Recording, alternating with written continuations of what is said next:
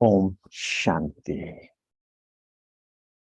आज बाबा हमसे क्या चाहते हैं, इस विषय पर हम चर्चा कर रहे हैं। आज बाबा हमसे क्या चाहते हैं। वास्तव में हम देखा जाए कि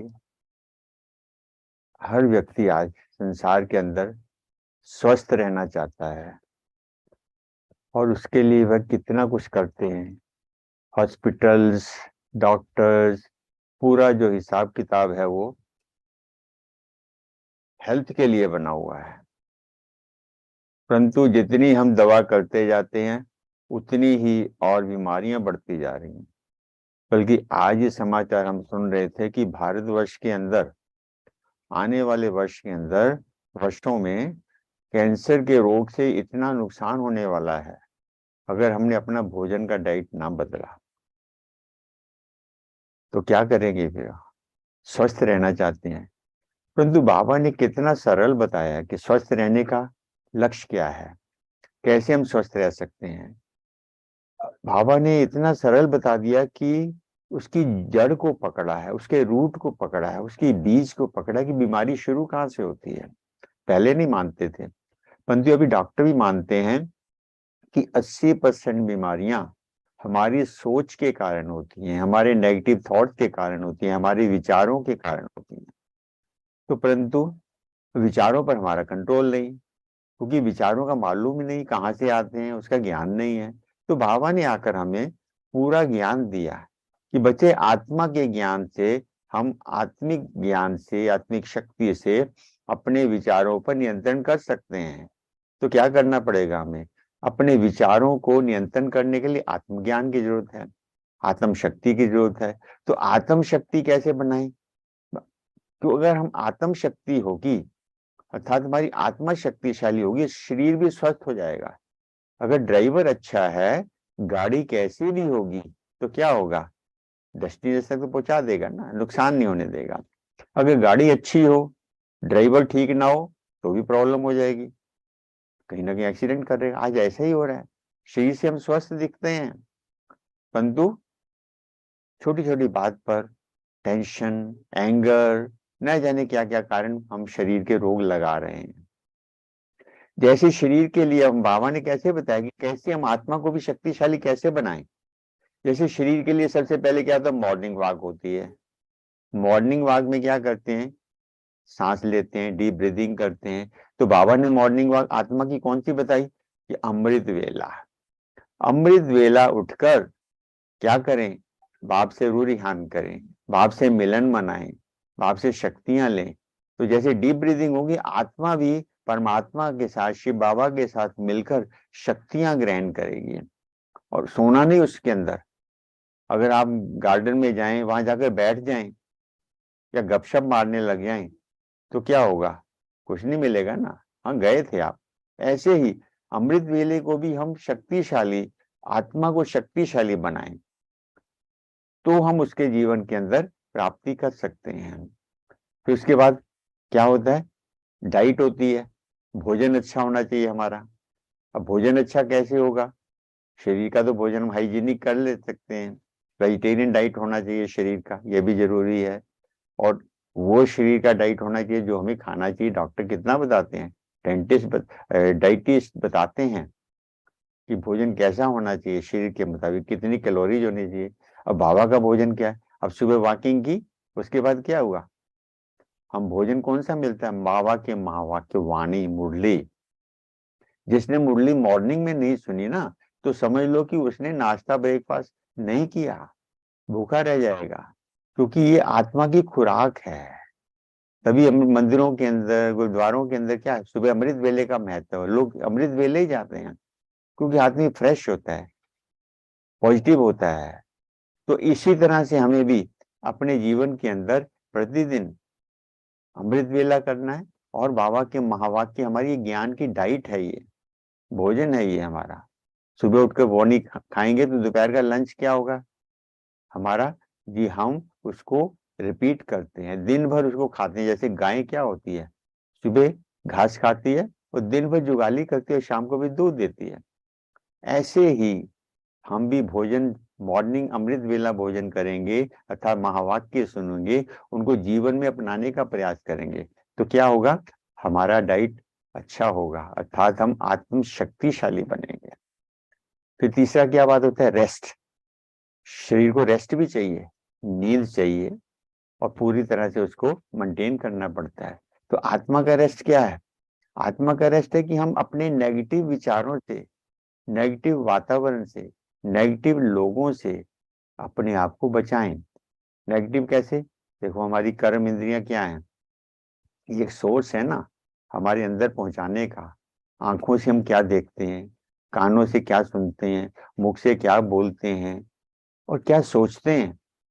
बाबा ने, देखो अभी अव्यक्त वाणी के अंदर, बाबा मिलन की वाणी के अंदर बाबा ने क्या कहा कि रात को बैठकर अपनी कर्म इंद्रियों की कचहरी लगाओ। कचहरी में क्या होता है, जज फैसला देता है, तुमने गलत किया, फैसला सुनाना पड़ता है उसको। वो बोलते हैं कि मेरे से ये भूल हुई, मैंने ये किया, मैंने वो किया, और जज देता है फैसला। ऐसे ही दिन भर जो हम काम, हमारी कर्म इंद्रियां भिन्न भिन्न प्रकार की नकारात्मकता में झुलस रही हैं, भाषा के द्वारा किसी को कुछ बोल देते हैं, आंखों द्वारा किसी को कुछ देखते हैं गलत, कानों द्वारा सुनते रहते हैं, हाथों द्वारा कुछ और गलत काम करते हैं या सोचते रहते हैं, ये हमारा रेस्टलेसनेस हो जाती है, अर्थात आत्मा को आराम नहीं मिलता, नकारात्मक बातों में भटकती रहती है, मकड़ी के जाले के अंदर। जैसे व्यक्ति कोई सारा दिन काम करता रहे, थक के हार जाएगा ना, वो थकावट हो जाए। ऐसे ही रात को सोने से पहले जब हम थक जाएं, नकारात्मक करेंगे तो थक जाएंगे, नींद नहीं आएगी, टेंशन आ जाएगी। गोली क्यों लेता है इंसान, रात को नींद की गोली क्यों लेते हैं, क्योंकि दिन भर उसने रेस्ट नहीं किया होता, अर्थात नकारात्मकता से छुटकारा नहीं पाया होता। तो इस तरह से हमें क्या करना पड़ेगा, अपने जीवन के अंदर रेस्टलेसनेस को खत्म करना पड़ता, अर्थात नकारात्मकता को बिठाना पड़ेगा। ब्रह्मा बाबा देखिए 93 इयर्स के थे, बिल्कुल सीधी गर्दन, सीधी बैक, और कोई भी बीमारी नहीं जिसके कारण वो बैठ जाए। कितने वर्ष, 93 इयर्स तक प्रतिदिन अमृत वेला करना 2:30 बजे, और प्रतिदिन महावाक्य सुनना सुनाना, और दिन भर पॉजिटिविटी, और रात को कचहरी लगाना कि क्या भूल हुई, अपनी नहीं दूसरों से भी बाबा सामने सैंपल बनते थे। फिर चौथा क्या आ जाता है, हमारा हार्ड वर्क। शरीर अगर दिन भर खाता रहे, मॉर्निंग वॉक करे, भोजन करे और रेस्ट करे, और काम ना करे तो नींद भी नहीं आएगी। काम करना भी शरीर के लिए बहुत जरूरी है, एनर्जी चाहिए ना। तो फिर हमारा चौथा क्या डाइट होता है, हमारा चौथा क्या मेन पावर है, वो है कि हम सेवा क्या कर रहे हैं। सेवा हमारी क्या होगी, जो सेवा होगी उसके आधार पर ही हम क्या करेंगे, अपने जीवन के अंदर आगे बढ़ेंगे, हेल्दी रहेंगे। अगर हार्ड वर्क ना करे तो बॉडी फेल हो जाती है, शरीर कहते हैं इसने काम, आजकल देखिए ना हर काम बटन पर हो गया है, कपड़ा धोना खत्म हो गया, वॉशिंग मशीन आ गई। डाइट में क्या करता है, घर में भोजन ही रेडीमेड भोजन आने लग गया, हर काम बैठे बैठे होने लग गया। तो क्या हो गया, शरीर खराब हो रहा है ना, बीमारियां लग रही हैं। ऐसे ही अगर हम केवल अमृत वेला करें, मुरली सुने, वाणी सुने, और उसको आगे सुनाएंगे नहीं, जुगाली नहीं करेंगे, अर्थात उसको जब बांटेंगे नहीं, सबसे पहले सेवा क्या करनी, अपनी सेवा करनी, स्वयं के ऊपर चेक करना कि दिन भर मैंने क्या पुरुषार्थ किया, पुरुषार्थ किया, कौन से दिव्य गुण धारण किए। फिर दूसरों की मैंने सेवा की, मनसा वाचा द्वारा, मुख द्वारा मैंने किसी को कुछ सुनाया। मुख बांसुरी है हमारी, मधुर बोल जब सुनाएंगे, भगवान के महावाक्य सुनाएंगे, तो हमारे आत्मा में शक्ति आएगी, वो चीज जो बोलेंगे हमारे में अपने में ग्रहण करने की शक्ति आएगी। और वाचा के द्वारा जब सुनाते हैं तो हमारा तन मन शांत हो जाता है, शीतल हो जाता है, खुशी मिलती है। खुराक है ये आत्मा की, खुशी खुराक है, शांति खुराक है।